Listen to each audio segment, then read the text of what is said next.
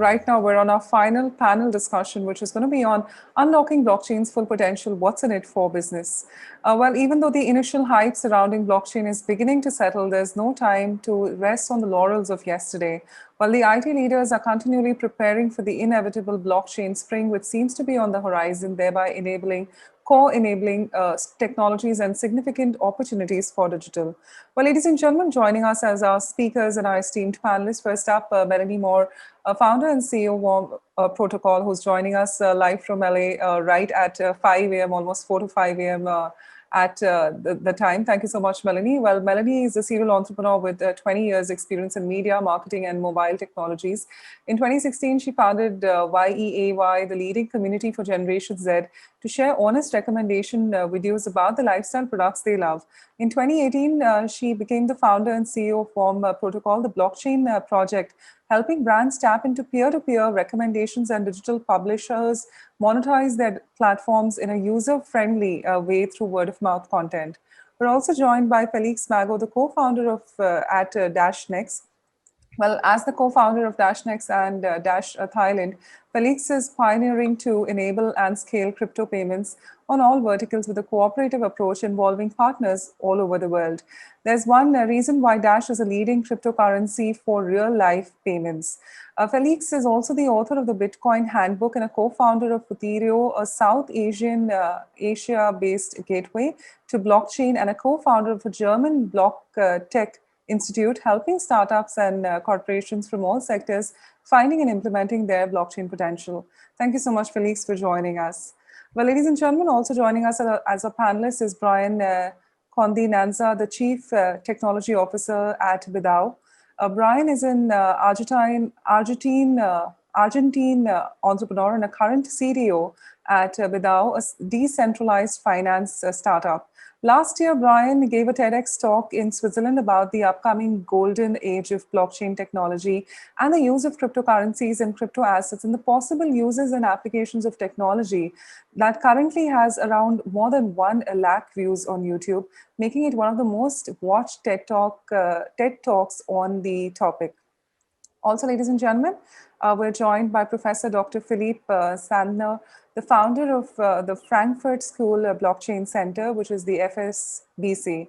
Well, Professor Dr. Philipp has founded the Frankfurt School Blockchain Center. From 2018 to 2020, he was ranked as one of the top 30 economists by the Frankfurt Allgemeine Zeitung, a major newspaper in Germany.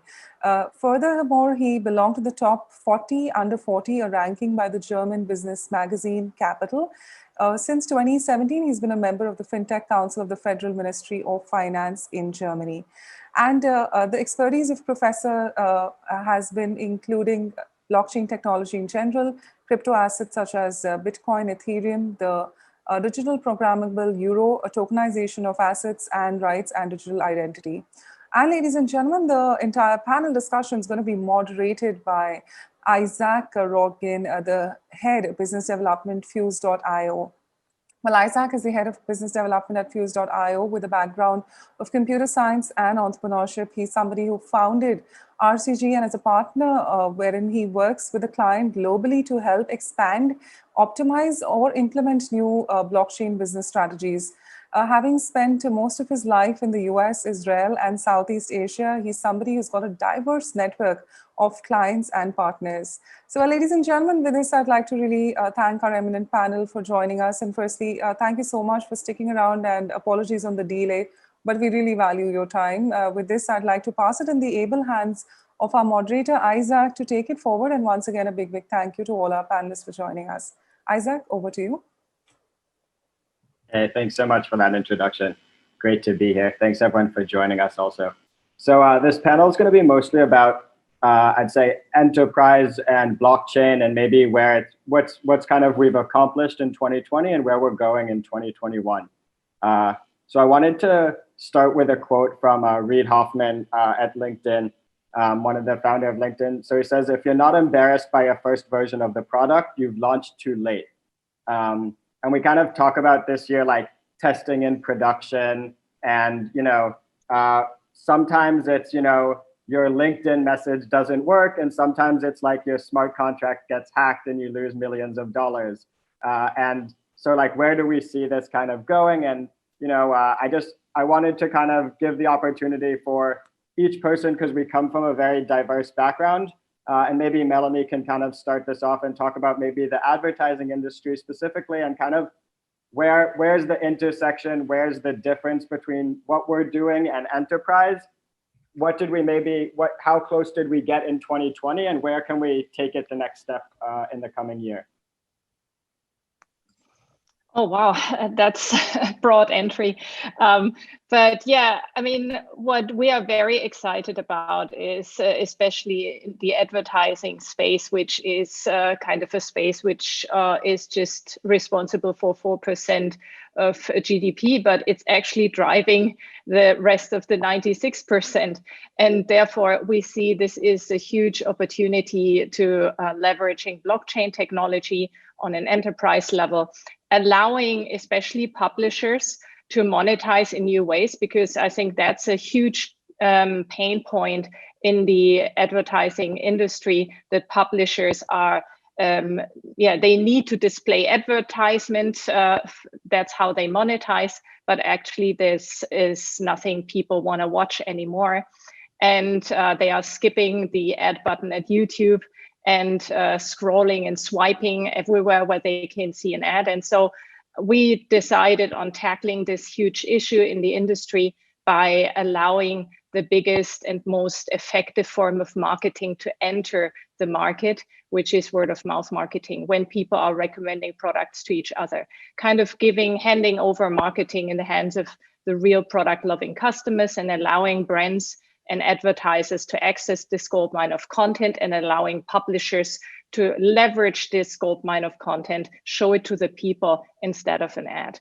So, and we are very excited that we consider ourselves kind of advanced in technology, because we have already built products, and in the blockchain space, where we are very often talking about research and research papers and white papers, and till it really finds its way to be built into technology, and till it finds its way to adoption, it's a way to go.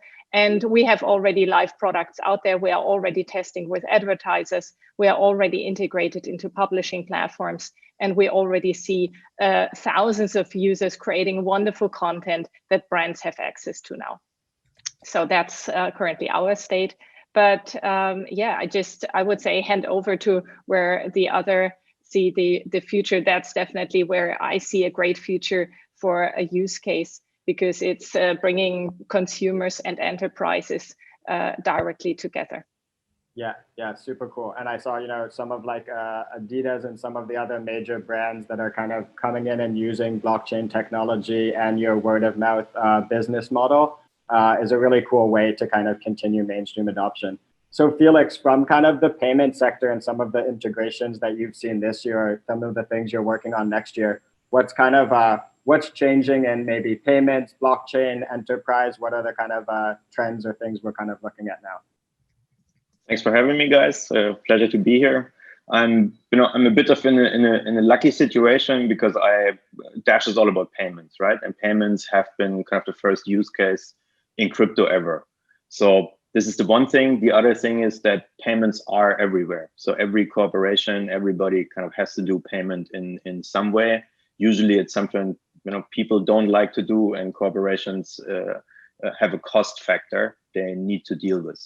So in a way, I'm very lucky, and we have been going around in the last years and really driven crypto adoption by building merchant networks kind of on all verticals in all over the globe.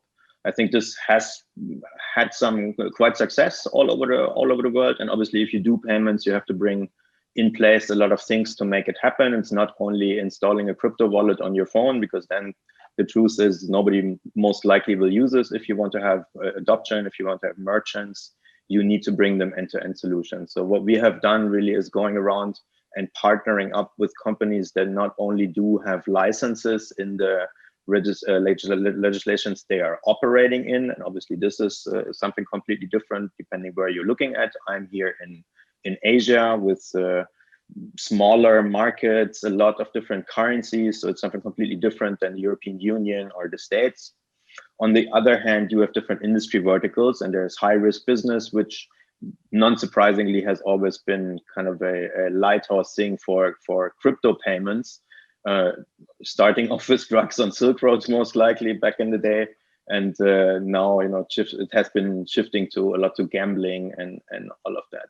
So I'm happy that we went far beyond these use cases, and I kind of can say that we are in all industries, from travel to retail, to gambling, even the CBD cannabis industry. We're solving a lot of issues that are still existing. Not only that payment is expensive, but you don't get bank accounts. You are considered to be a high risk industry. So all that gives you a trouble, and at the end of the day, adds a cost to the business you run. For me personally, and Isaac and we chatted a little bit before that, so I have to drop the DeFi word already at the first question. DeFi is for me the next step to have an evolution in what we are doing, because obviously payment is one thing, but Dash is more than payment. Dash always had the claim to be your own bank, control your own money. And in that sense, there is something huge coming, and I'm super happy that 2020 has been the year for many projects, not only to launch, but many projects to work. So we are at a tipping point already where there is not much reason for, I think, people in this round, especially to still have a bank account, because the stuff we do with crypto already can basically do everything what a bank does, and can do much more, right? So there is now not only the payment use case, there's the saving, borrowing, lending, investing use cases, and they're massive. With Dash right now, for end of this year, beginning of next year, we are hopefully starting the first cooperation in the DeFi space. One of them is Staycount, other ones are already in the pipeline. And the first step there is having a wrapped asset, because another major thing that happened in 2020 is that blockchains suddenly work together, and one way to work together is by building bridges through wrapped assets. That means you can bring one asset on another blockchain and leverage on the products and services that are available there. And this opens the door to even more interesting, nice use cases, because Dash is a masternode network. We are essentially generating yields by simply producing blocks, and these yields we can take over to another blockchain, or we can have shared masternodes, so we can enable small investors to participate in that. And on top of all that, there's Dash platform release, which is a major update on Dash. We're going to have decentralized cloud storage. We're going to have usernames, decentralized APIs, which again opens the door to another million use cases, namely other blockchains working together. So just picture that you run a smart contract on Ethereum and you store the data in a very cheap cloud storage on Dash. So these are massive and exciting things about to come. And this year has been fantastic. I think next year we're going to even sleep less. Yeah, I think that's. I mean, it's you had a great point, and I think maybe from a technological standpoint over this year, the kind of interoperability and functionality that we've seen. Melanie also talked about like working products. It's like it's like a weight off our shoulders that we can say that that's a normal thing to have. So I'm definitely looking forward to kind of seeing the next steps. So I guess from a kind of implementation standpoint, one of the things that Fuse is working with is what we call microeconomies, or companies that aren't necessarily in this enterprise space that want to accomplish specifically mobile payment experiences without breaking the budget or breaking the bank, create easy to use infrastructure. And we recently had a music festival in Thailand with a couple thousand people during Corona, which was crazy. And it like no problems. It went over super smoothly. Over $1.1 million was transacted at the festival, and they only paid 70 cents in fees.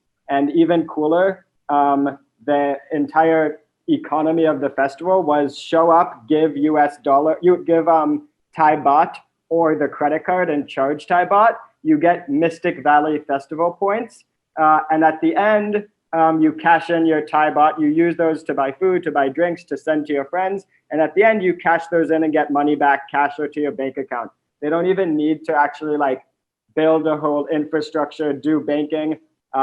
So I think I just wanted to bring this up as kind of maybe another alternative to kind of maybe enterprise solutions, but maybe ways that blockchain can change the enterprise game or what was available. So I think it's a cool way to lead to Brian. I think the Bidao chain has a pretty interesting background or focus on stablecoins. So I'd like to hear from you a little bit on maybe some of the risks or opportunities that blockchain has created, specifically that you've seen either through in the enterprise or through new decentralized financial mechanisms that we've seen through this year.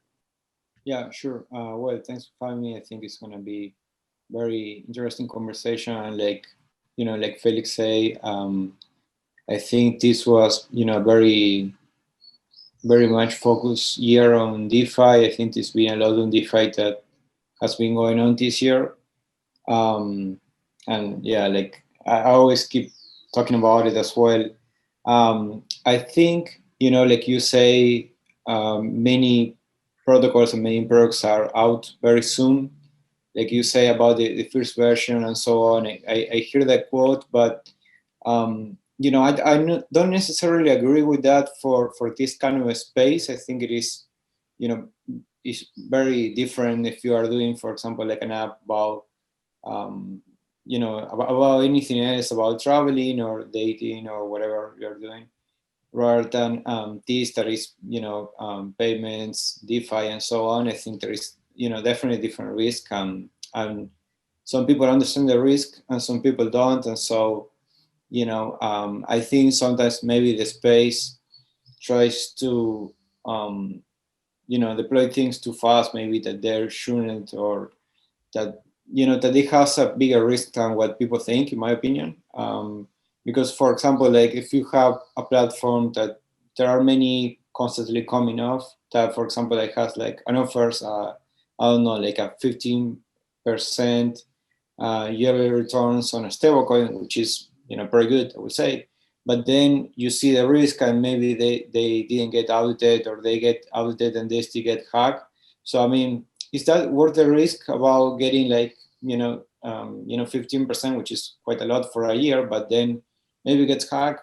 I don't think so. I mean, I think it comes down to every person, and you see those protocols that they get like 100 millions people deposit their money there, and and about from an anonymous team.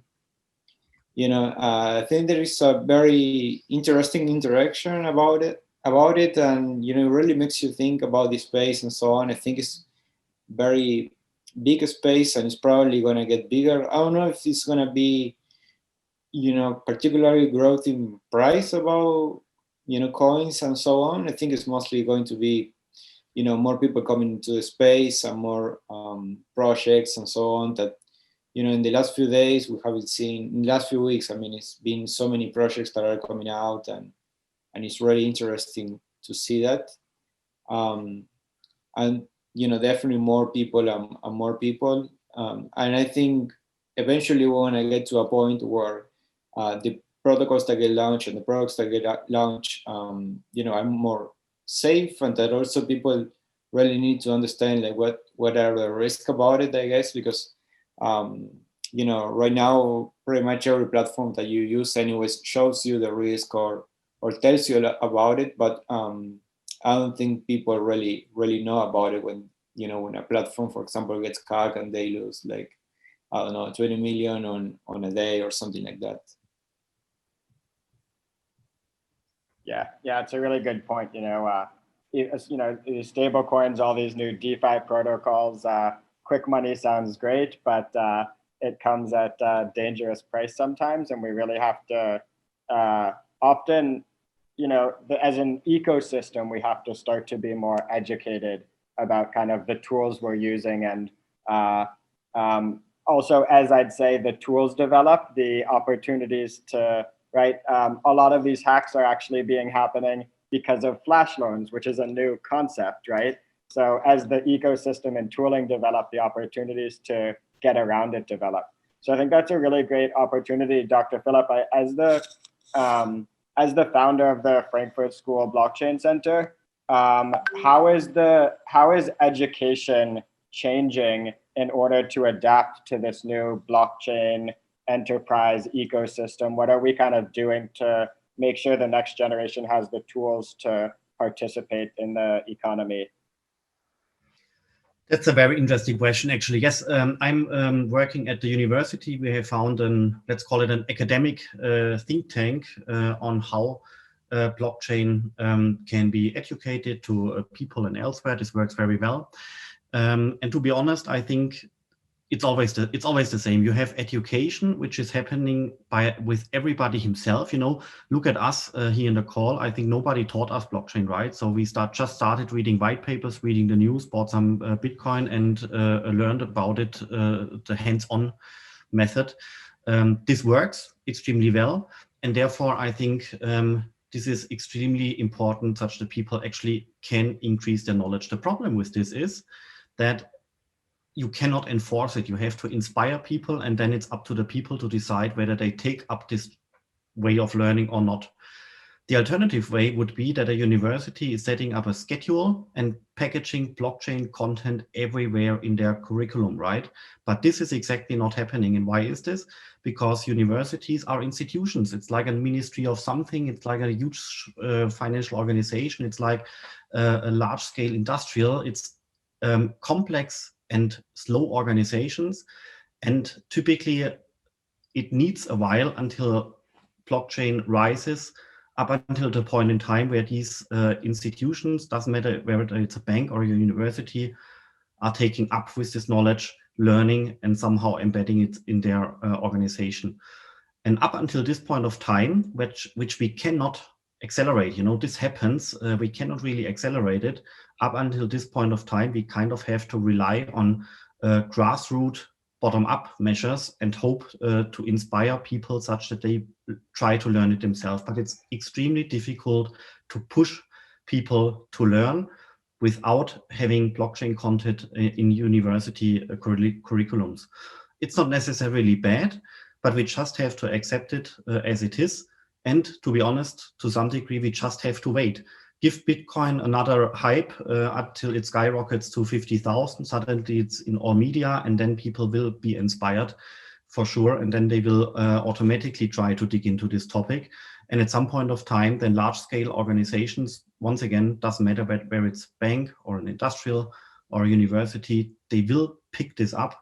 But we just can't accelerate it too much. I tried it so often, and it's so tedious and so tiring to basically convince senior people in large-scale organizations.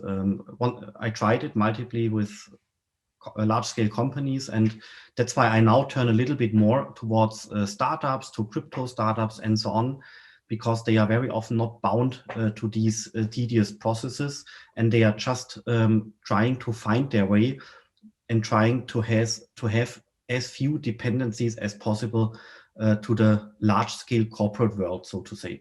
I hope you get my point. It's the key point is small, agile, independent organizations versus large-scale incorporated institutions which work, which have structures, but which are complex and which therefore are to some degree slow and difficult to convince.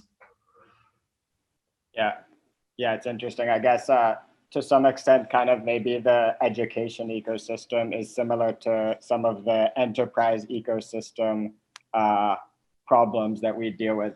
So, Dr. Philipp, where's the like? I guess this will probably be our last question, so everyone can take kind of 1 to 2 minutes to think. Where's the ROI? Like, where are things changing right now in the education ecosystem, and where are you going to kind of see the biggest impact? And how? Yeah, that's also a good question. Actually, we could have another panel on exactly this question, focusing on the digital transformation of education. Like, how was it in the past? How have I myself been educated? Sitting in the lecture, the professor is on the other side of the room and lecturing me, like day by day.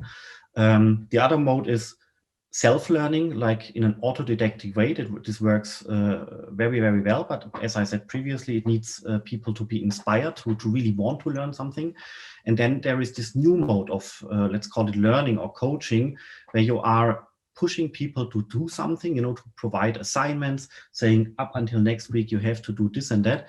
And then they need to solve the problem, but you're not telling them how. You just give the task and the assignment, and next week they have to deliver, but they somehow have to figure out how. It's more like a coaching, mentoring mode, and not just standing there and presenting PowerPoint slides for hours, right? I think this will be the new mode, because it embodies some kinds of hands-on mentality instead of the classical lecturing teacher style, right? And here we can also see digital technologies being on the way. You can have coaching sessions with people on the entire world, giving them assignments. Actually, we have launched a program which is called Women in Blockchain. We call it DLT Talents. And we set out an application scheme where young women, which might be interested in blockchain, could apply. And we had 220 young women applying to be part of the program. We accepted 50. And this is exactly a very lean coaching method, where we every 2 weeks in the evening sit together with 50 people and a couple of coaches and mentors, and then we explain a couple of things. Then we provide an assignment, and next week we will check the assignment, because the students or the young women have to present what they have been investigating with blockchain. And this mentoring coaching mode works extremely well with blockchain, but it really changes the way universities are. And therefore, I would argue universities are also ready for disruption, like large-scale corporations. The same way happening with other institutions as well. And again, it will be those universities having a good stand in the market when they are taking up on the challenges of digitization, when they are not closing down because of Corona, when they somehow find ways to educate people on the entire world, despite Corona, technical-wise, and so on. And to some degree, it's quite likely that this will be either the very, very huge brands, MIT, Harvard, and so on, or small niche players who are finding their fascinating niche where they can grow. But like the standard university in the middle, not being like the premium brand and not being a niche player, this disruption might really create some problems for them. Yeah, I think that's really. I actually think that. Oh, go on, Renee. Yeah. Sorry. I actually think that enterprise blockchain adoption or blockchain adoption at all will be carried by teenagers and Generation Alpha and very, very young millennials. Because like Clayton Christensen from Harvard once said, is disruptive technologies or innovations always start looking like a toy.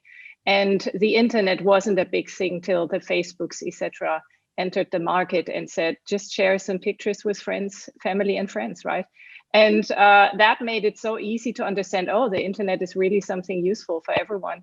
And then the enterprises started really looking into it more and more and built technology on top of it. And that's where I also believe blockchain is going to be led by these simple toyish use cases. And I see already with our projects that are very focused on people, really normal people using it. The ones who are using it are actually teenagers and are very young people. And they are kind of mining crypto in a new way, not by downloading software and installing hardware, but by just creating content, by just validating content, stuff that they are doing already every day. So building blockchain solutions on top of existing user behavior and looking into a very young, user group. I truly believe that this is going to boost the whole enterprise sector and its blockchain adoption in the future.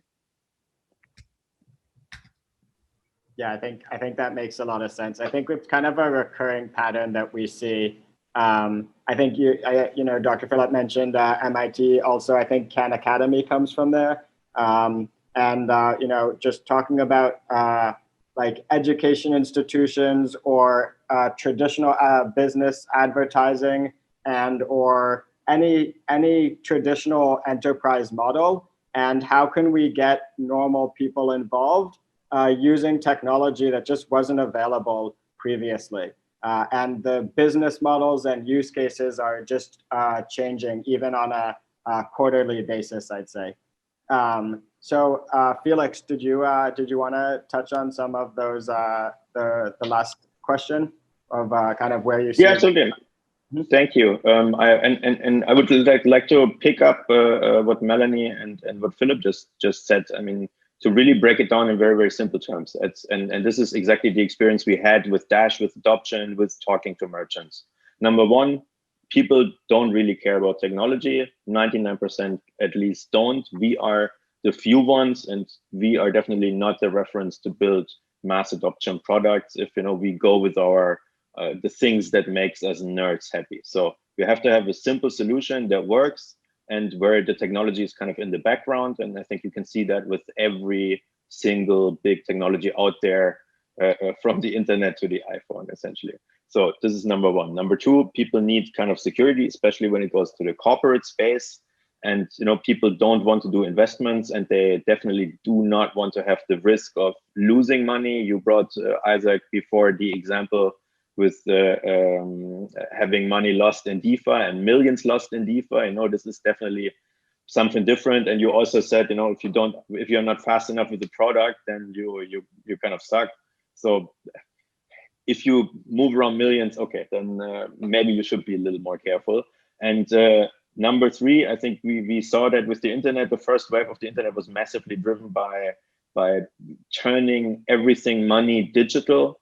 And I think this is what's exactly happening again with blockchain right now. I see so much money moving into DeFi. And why is that? Because automated market makers just incentivize the people who bring the money and not the exchanges as a company. So it makes total sense to me. And money moves always where it gets the most babies, and it moves there very fast. And we're at a point in history where it moves like this in a second all over the globe. It doesn't matter, and we don't even need regulations or countries or anything anymore. So there is definitely something that will happen in the next years, and also in what kind of regulations will come up are super exciting. But yeah, that's it from me. So I think always when you have to educate people, maybe that's the last thing. You have a hard business to run.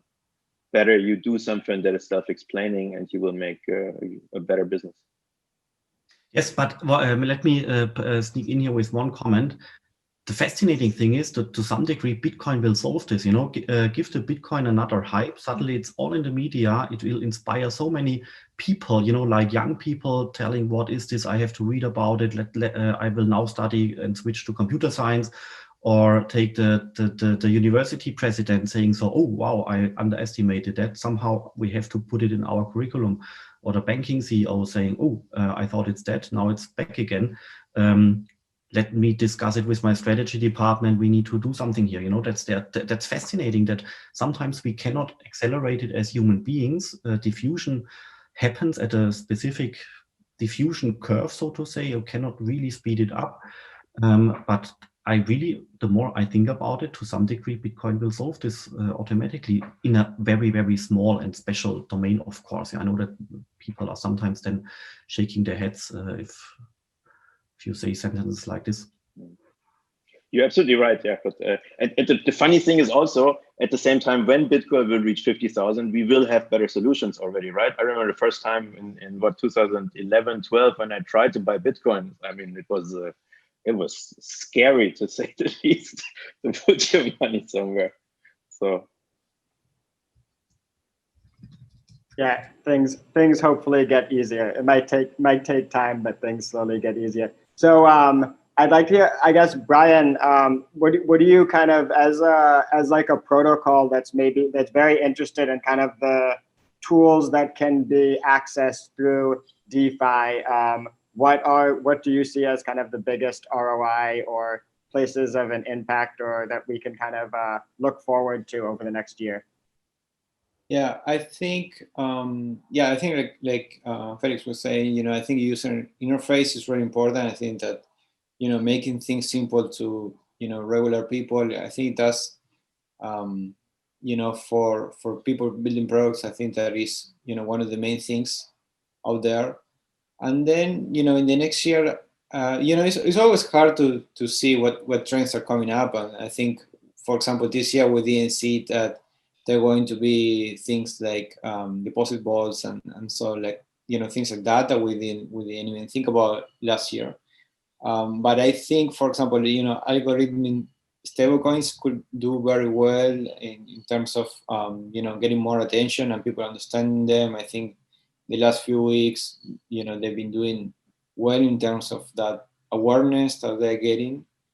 And obviously, for example, exchanges like Uniswap, Balancer, they're doing very well, and even more people are gravitating to them. I think more people are feeling comfortable with them and start interacting with them. I think it's very good. And another thing that I think is going to be really interesting for next year is the interoperability of chains. I think that's going to be one of the main things for many protocols that are going to, start working with that kind of solutions, and we're going to see that maybe in some protocols and some products that reach out more people. I think that there are some right now, but it's not so massive as I think it could be next year or in the next few years. But yeah, I think it should be a very interesting year for DeFi, for the DeFi space. And also we've seen some hybrid kind of projects and solutions and companies that are working on DeFi, and also they have kind of the private company of it. For example, like Bidao, I think it is a very interesting hybrid about those two worlds, and we're probably going to see more of those ones that people feel comfortable with, working with sort of a private company, and also at the same time they have some of the benefits of DeFi, decentralized protocol.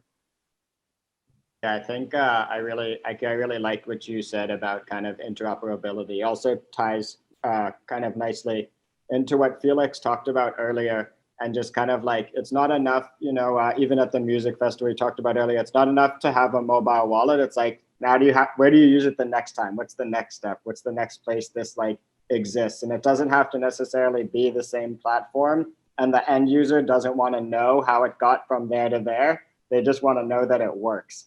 But slowly this kind of interoperability in the background, or the easy ability, especially in the open source space, to collaborate is quite exciting. So Melanie, you said when we started that there's kind of this huge open market of advertising revenue and money out there. What do you think is like, we kind of talked about interoperability, DeFi. Do you think there were any major technological changes over the last year? And what do you think that means kind of like in return for kind of like what new market or what new business models or what new tools are now available or going to be accessed by the kind of one protocol community? Well, looking into the DeFi space, I, of course, like everyone else in the blockchain industry, was very excited to see the development this year, how everyone was talking about it, investing, farming, etc. And but at the end, it is still in a stage where we are just swimming in a small little own lake. It was mainly for the crypto crowd that is already knowledgeable and wanted to explore these new opportunities. I'm really very much looking forward to see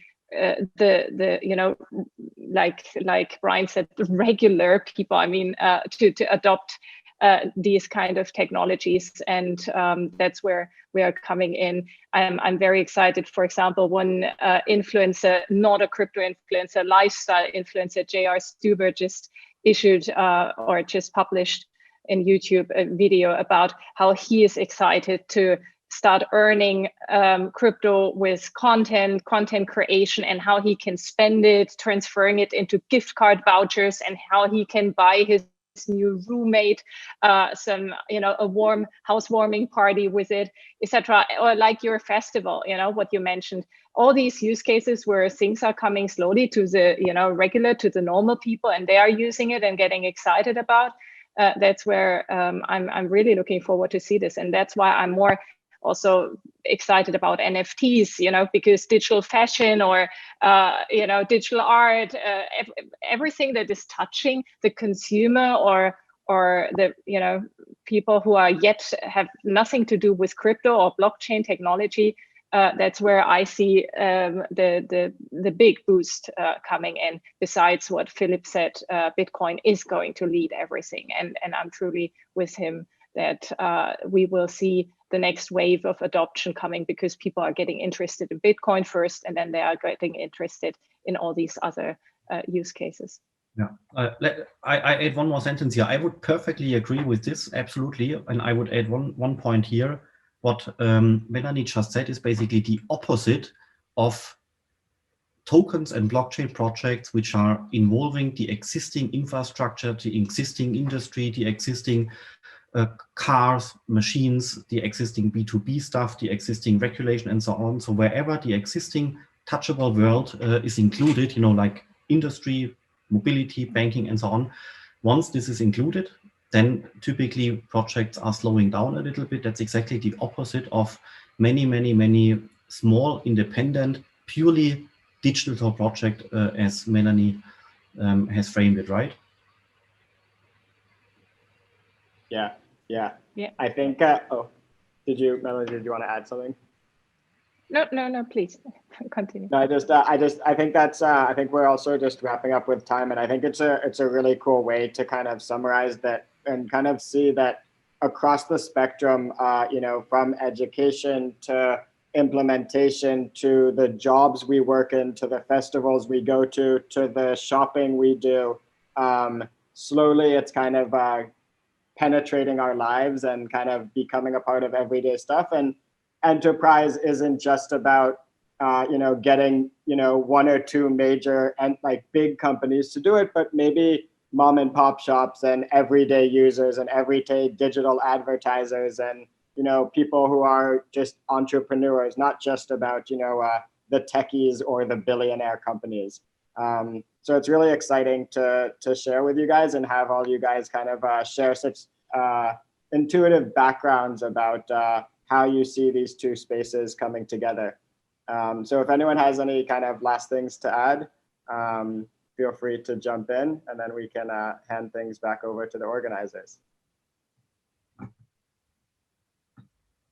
Well, it's at the end, it's blockchain is expected to generate 3.1 trillion in new business value, and that's where I think it will be a very exciting 2021 to see how we're slowly moving forward to this goal of bringing so much value in new businesses.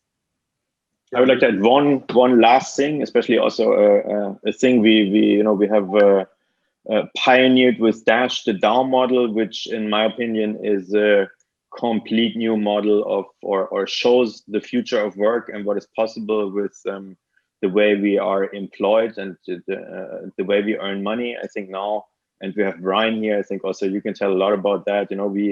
We run these next level organizations where everybody can participate. I don't care where you come from. I care that you care for what we do, and everybody who does can apply, and there's open systems for it to apply. We don't need HR. We don't need CVs and all that, I would say, dusty old stuff. So I'm very, very happy and invite everybody to please contact me if you are there. By the way, we just launched a developer fund for the platform coming out. So, there is a lot of things, and this is, I think, especially important in kind of the times we live in and sometimes tough economical situations. So thanks everyone for being here and discussing. Yeah, just one thing. Yeah, like Felix said, we have a very interesting partnership with Dash, and we're very excited about it. We also have some other partnerships, but I think the Dash one is really important for us, and we are very excited to see what we can do with them and everything in the next year. And yeah, I think it's going to be a big year for DeFi. Like I say, I think it's going to be very interesting to see how more companies are reaching out to blockchain companies and want to change from the legacy systems into something new, into some kind of hybrid, or start using blockchain, and we're probably going to see more of that. So I think that's a very exciting thing to see for us in the space, and also for other people that may start getting into the space because of that. So yeah, thank you everyone for being there. And yeah, please reach out to us on bidachain.com. If you are interested in anything that we are doing, and we are very excited about the next year. Cool. All right, guys. With that, we'll end things, and thank everyone for joining us, and pass the mic back to the host. Thanks for having us at the conference. Thank you so much, Isaac. Well, I was just waiting for Philipp to say any final words. So, Philipp, is there anything you'd like to add? Because everyone did have a final word. Would you like to say something? I just thought a little bit. No, sure. I think very, very interesting panel, very mixed. But and even despite you have people here from entirely different people, me, education, others, Dash, and so on. We still have basically similar thoughts. That's basically digital stuff, which is coming bottom up from the younger generation, right? And then you have like the existing world, physical, of course, sometimes not too digital, which is also not in the panel today, and which is something which is just different, right? But the more I think about, that's the last sentence, it's fun working with young people, and it's also fun that crypto topics, blockchain topics are fascinating those people just coming out of school, people being 19 years, 20 years old, right? And every year the population pyramid is basically going one level up, right? And then you have the crypto natives, let's call it that way, the crypto natives coming up the population pyramid. That's really fascinating. So diffusion is on its way, and we sometimes need to give it a little bit more time, I guess. Sure. Thank you so much, Dr. Philipp, for that. Melanie, I'm not going to hold you further. I know it's really early in the morning there. Thank you so much, Felix and Brian, for joining us and giving us your valuable time. And thank you so much, Isaac, for moderating it so wonderfully. Thank you for your time as well. My pleasure. Thanks for having us. Thank you. Ciao. Cheers, everyone. Bye. Bye-bye. Cheers. Thank you. Cheers. Thank you.